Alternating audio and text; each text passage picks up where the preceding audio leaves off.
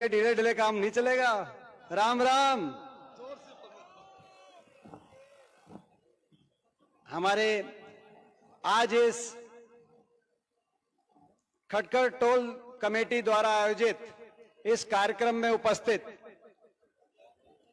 राज्यसभा में देश की संसद में मेरे साथी, पहले हम दोनों लोकसभा में थे, ठीक कह रहे थे। आज ये भी आपको हमारे को सोचने की जरूरत है कि आपने सबको निमंत्रण दिए, लेकिन आपके दो बेटे आए, दोनों राज्यसभा से आए। इस सरकार ने जैसा चक्रव्यूह, मैं आपको बताना चाहता हूं, जैसा चक्रव्यूह मुझे लोकसभा में पहुंचने के लिए पहुंचने से रोकने के लिए रोहतक में रचा था, वैसा ही चक्रव्यूह जयंत चौधरी जी को भी लोकसभा में पहुंचने से रोकने के लिए इस सरकार ने वहां भी वही चक्रव्यूह रचने का काम किया था। 2-4 हजार से यहां कसर रह गई थी और उतना ही मार्जिन जैन जी का भी था। तो आज हम इनको शुभकामनाएं भी देते हैं। इन्होंने जो बात की कि भाई अगली बार आज राज्यसभा में, अगली बार दोनों भाई लोकसभा में चलेंगे, ये आज आपको शुभकामनाएं देते हैं। यहाँ हमारे भाई जैन जी जो हमेशा किसान की आवाज उठाते हैं, हमारे पूर्व केंद्रीय मंत्री जयप्रकाश जी, चंद्रशेखर रावण जी अभी अभी गए, हमारे विधायक जींद से सुभाष देशवाल जी, हमारे विधायक बड़ौदा से जिनको बोलना था लेकिन समय के अभाव की वजह से वो बोल नहीं पा रहे, तो उनकी भी हाजिरी लगाना, खड़े होकर एक बार बालू हाजिरी लगवाइयो अपनी। हमारे विधायक भाई बालू जी, जब ये इनको टिकट मिली पीछे तो बहुत रोड़ा मीडिया ने मचाया कि ऐसे व्यक्ति को टिकट दे दी, भाई इनके पास तो गाड़ी भी नहीं है, ट्रैक्टर और मोटरसाइकिल है। तो हमने कोई बात नहीं, ट्रैक्टर और मोटरसाइकिल में ही घूम के भालू तैयार करके और जाके खट्टर सरकार के चिपटा देंगे, ये वो भालू है भाई। हमारे विधायक बलबीर वाल्मीकि जी, इनको भी बोलना था, ये भी आज नहीं बोल पा रहे, इनकी भी हाजिरी लगाना। बलबीर एक बार खड़े होकर हाजिरी लवाओ भाई अपनी। हमारे बहुत ही जो हमारे किसान आंदोलन के हरियाणा की एक आवाज, जिन्होंने बहुत किसान आंदोलन को नेतृत्व देने का काम किया, हमारे गुरनाम सिंह चडूनी जी, हमारे पूर्व विधायक परमिंदर ढुल जी, पूर्व विधायक नरेश सेलवाल जी, हमारे आज एक और हमारे भाई जिनको बोलना था लेकिन ये भी समय के अभाव की वजह से इनकी भी जो है स्पीच नहीं हो पाई। खास तौर से राजस्थान में चल के आए, राजस्थान से चल के आए हैं। राजस्थान विश्वविद्यालय जयपुर में उसके छात्र संघ के अध्यक्ष हैं, मेरे छोटे भाई हैं, मेरी टीम के सदस्य हैं। और भाई निर्मल, आप भी खड़े होकर अपनी हाजिरी लगवाओ। भाई निर्मल चौधरी राजस्थान से चल के आए हैं, क्योंकि जब तक सारे प्रदेश एक नहीं होंगे तब तक लड़ाई नहीं लड़ी जाएगी। और मैं बधाई देना चाहता हूं, मैं अपने भाई को बधाई देना चाहता हूं कि राजस्थान में जो पूरी शेखावटी का इलाका है, हरियाणा के बॉर्डर से लेकर और जयपुर तक लगभग 70-72 सीट आती हैं। इन सीटों में बीजेपी को सांस नहीं आने दी। शेखावटी का इलाका तो साफ कर दिया था अपने यहाँ से तो पूरी, मगर वो तो आगे जाके इन्होंने सांस ली। तो ये जो सारी किसान बेल्ट थी वहां से बीजेपी साफ हुई थी इस बार। तो हमारे भाई निर्मल जी, आप बोल नहीं पा रहे हैं, लेकिन आपकी हाजिरी और आपका बहुत बहुत हम स्वागत करते हैं। या बोलेंगे निर्मल जी, अभी इस प्रोग्राम हम आगे आपसे इजाजत लेंगे, इसके बाद निर्मल जी की स्पीच करवाएंगे, सारे नौजवान कह रहे हैं। हमारे भाई अभिमन्यु जी, अभिमन्यु कुहाड़ जी, वो भी किसान आंदोलन की एक ऐसी शख्सियत। हमारे भाई डिम्पी पहलवान जी, जयदीप धनखड़ जी, प्रमोद सहवाग, धर्मेंद्र ढोल, हरिकेश, भूपेंद्र, टोल कमेटी के हमारे भूपेंद्र जी, कृष्ण जी, अनीश खटखड़ जी, पूनम कंडेला जी, अनीता जी, हर छिकारा जी, बलराम कटवाल जी, राजेंद्र सूरा जी, प्रदीप गिल जी, वीरेंद्र गोगड़िया जी, दिलबाग शंडील जी, रविंद्र देशवाल जी, दिनेश डोला जी, दिलबाग हुड्डा जी, जगबीर डिगाना, अनिल दलाल, करतार सैनी जी, संजीव कल्याण जी, अंकुश परोचा जी, सत्येंद्र सारन जी, विकास खटखड़ जी, रणधीर मोर जी, राजेंद्र सूरा जी, और हमारे सभी, किसी का नाम रह गया हो, सभी पिता तुल्य मेरे बुजुर्ग नौजवान साथी, मातृशक्ति, आप लोग बहुत देर से बैठे हैं। मैं ज्यादा लंबी बात, और मुझसे पहले सबने अपनी अपनी बात आपके बीच में रखी। मैं सबसे पहले मैं भी सभी 750 हमारे किसान जिन्होंने अपनी जान कुर्बान करी, उनको मैं श्रद्धांजलि देता हूं। और आपको मैं इस बात के लिए धन्यवाद करता हूं टोल कमेटी का कि आपने अपने किसान शहीदों को याद किया और यहां पर स्मारक बनवाने की एक बहुत अच्छी पहल करी। और ये सही कहा अभी जयंत भाई ने कि जो समाज, जो देश, जो अपने पूर्वजों को, उनके कुर्बानियों को, उनके आदर्श उसूलों को याद नहीं करते, वो आगे नहीं बढ़ते।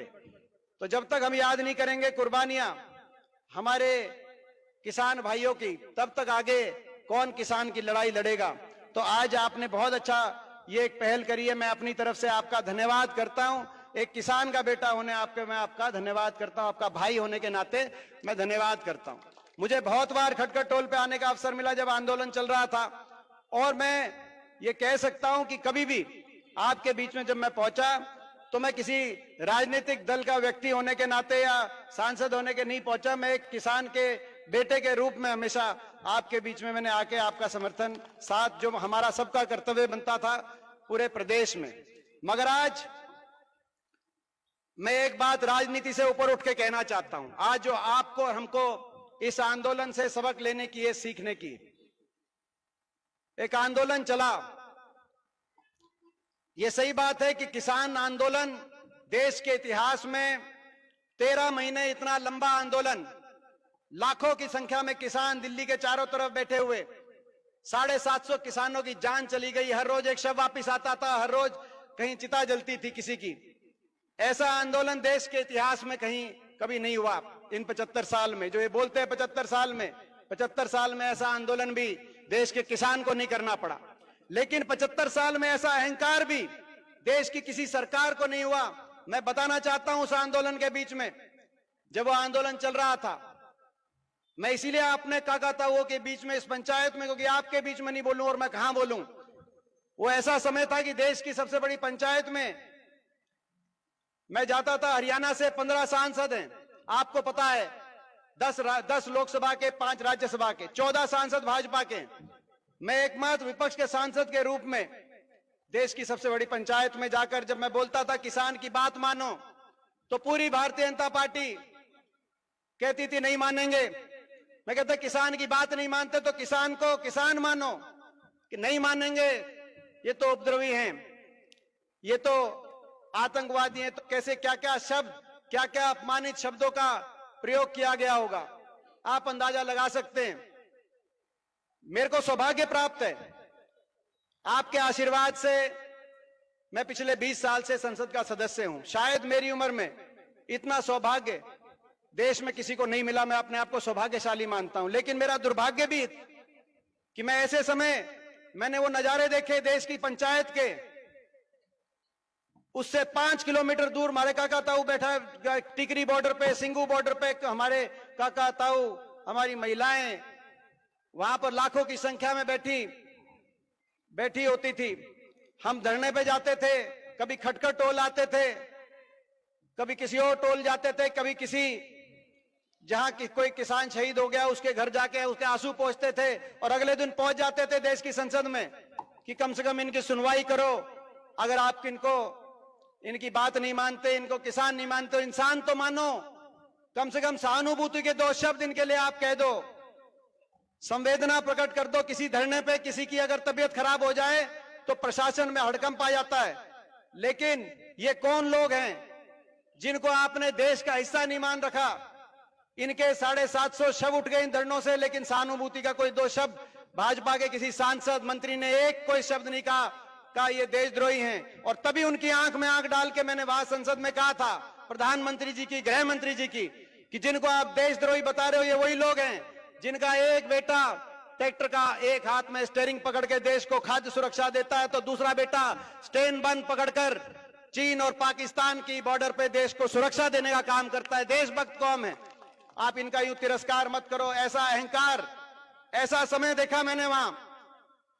मैंने कहा 20 साल से मैं मेंबर हूं पार्लियामेंट का, लेकिन वो ऐसा 1 साल था जिन लोगों के साथ पार्लियामेंट में हम अंदर बहस करते हैं, बाहर कैंटीन में आके, सेंट्रल हॉल में आके चाय पीते हैं, कॉफी पीते हैं, किसी के साथ चाय और कॉफी पीने का जी नहीं करता था, क्योंकि सब जिस नजर से देखते थे। कोई कसूर नहीं था मेरा, लेकिन इस बात का कसूर था कि हम किसान की बात उठाते थे, हम किसान के बेटे थे, इस बात का कसूर था।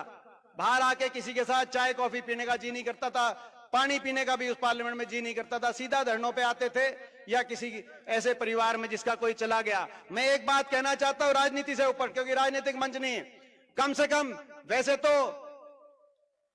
3 प्रदेशों पे ज्यादा चोट पड़ी, क्योंकि एमएसपी 3 प्रदेशों में ज्यादा, हरियाणा, पंजाब और थोड़ा बहुत पश्चिमी उत्तर प्रदेश, लेकिन सबसे ज्यादा चोट पंजाब और हरियाणा के किसान पे पड़ी।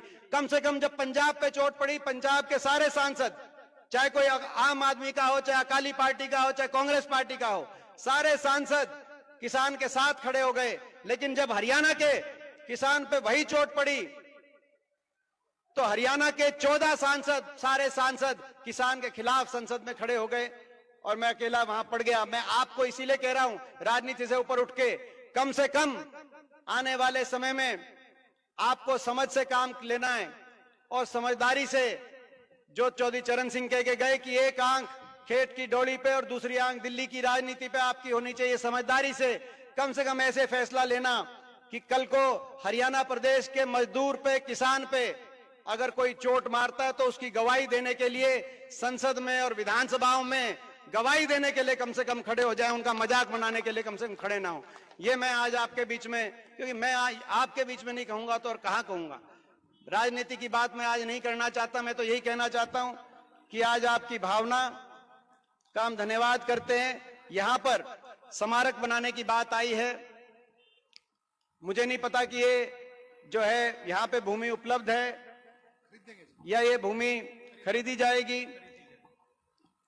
मैं इतना जरूर कह सकता हूं कि जो भूमि खरीदने में जो है, जो निजी तौर से, क्योंकि वो घोषित करना मैं समझता हूं उचित नहीं होगा, लेकिन जो मुझसे हो सकेगा वो मैं करूंगा।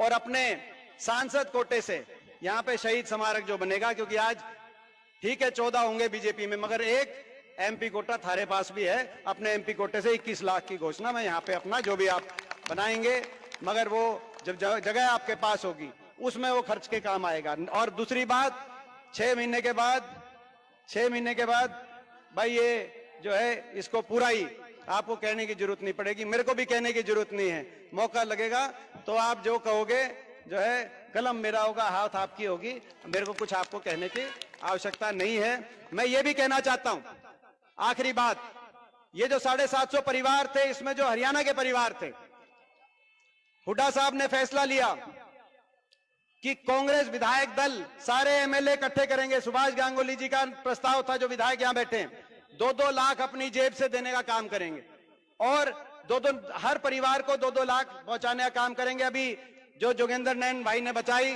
कि भाई 83 परिवारों को 2-2 लाख अपने खुद की जेब से। ये सही है कि पंजाब में कैप्टन अमरिंदर सिंह जी की सरकार ने 5 लाख और हरियाणा में, मगर देश में कहीं अपनी जेब से अगर एक परिवार के पास पहुंच के, उनके आंसू पहुंच के और 2-2 लाख देने का काम हुआ खुद अपनी जेब से, तो हरियाणा के अंदर हुड्डा साहब ने यह फैसला किया। और साथ में यह भी हमारी घोषणा, जो कंडेला के अंदर जो किसान शहीद हुए थे, जैसे उनके परिवारों में, हर परिवार में एक पक्की सरकारी नौकरी, ताकि आने वाला समय इतिहास ये ना भुलाए कि हमारे समाज के लोगों ने इस तरह से कुर्बानियां दी थी। अगर हमें अवसर मिलेगा तो कंडेला के शहीदों की तर्ज पे जो हरियाणा के सारे शहीद हैं, उन शहीद परिवारों में भी पक्की नौकरी, सरकारी नौकरी देने का हम काम करेंगे हरियाणा के अंदर। इन्हीं शब्दों के साथ मैं एक बार फिर पूरी टोल कमेटी को, आप सबको आज की इस कार्यक्रम पे अपना धन्यवाद देते हुए, नारा एक दूंगा, सारे 7 नारे में शामिल होंगे। जय जवान, न्यू काम नहीं चलेगा, न्यू काम नहीं चलेगा। जय जवान, जय जवान। एक और नारा, क्योंकि चंद्रशेखर रावण जी भी आए थे, भाईचारे की बात कर रहे थे। सबसे ज्यादा देश के भाईचारे में कोई विश्वास रखता है तो किसान रखता है। मैं बोलूंगा जय नौजवान, आप कहोगे जय संविधान। हम संविधान में भी विश्वास रखते हैं, बाबा साहब भीमराव अंबेडकर में भी विश्वास रखते हैं। जय नौजवान, जय जवान, जय नौजवान। बहुत बहुत धन्यवाद। जय राम जी की।